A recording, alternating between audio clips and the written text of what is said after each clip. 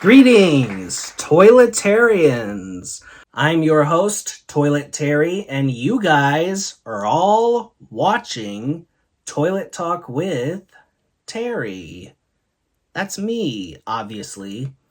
The discussion topic for this episode is sibling dynamics.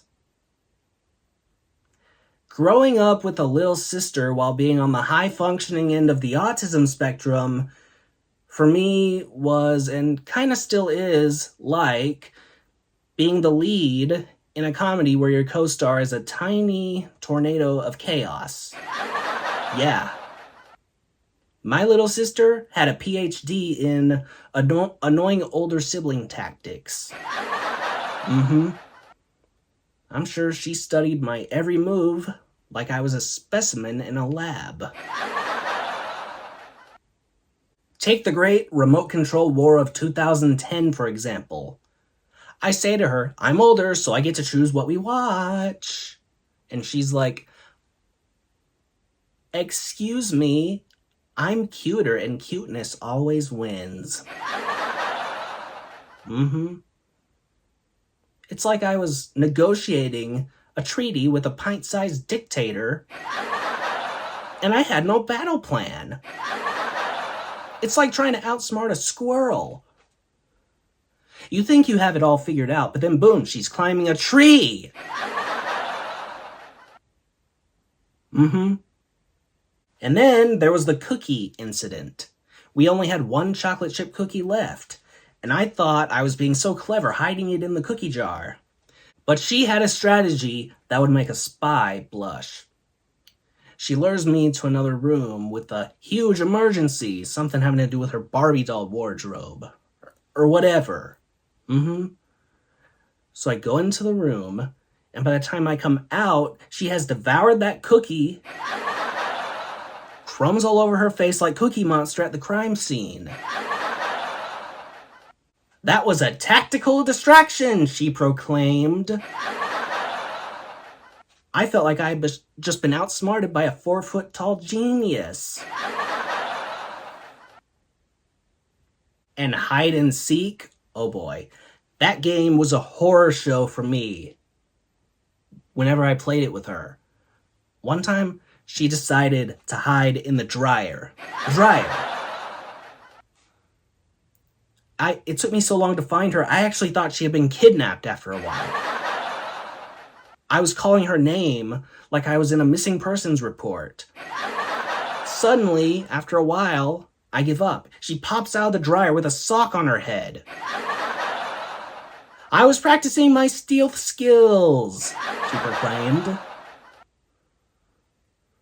I'm like, yeah, of course. Yeah, sure. Nothing says ninja like a sock on your head, kid.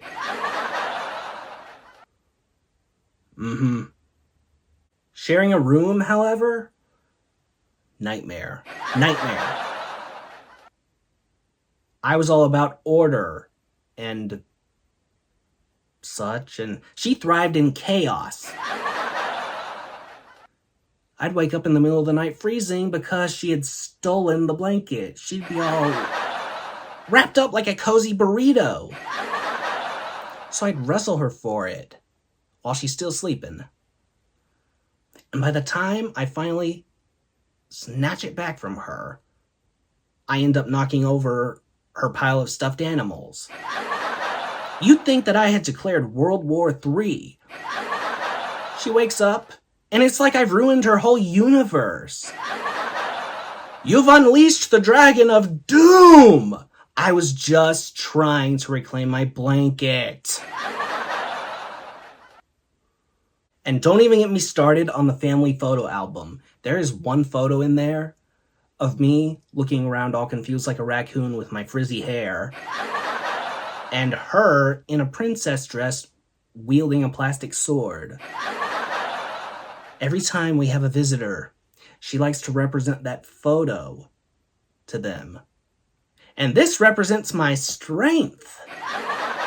And I'm just sitting there trying to figure out how I'm going to explain my fashion choices.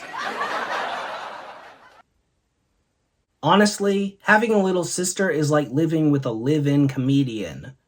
She taught me some pretty important life skills. How to dodge flying toys. How to negotiate snack time like it's a United Nations meeting. And how to pretend you're not losing your mind when she plays the same song on repeat for 3 hours. If you can grow up with a little sister while navigating the quirks of the world around you, then you can survive anything. Like a family dinner with relatives asking you when you'll settle down. So here's to little sisters. They may drive you crazy, but they make life a hilarious adventure.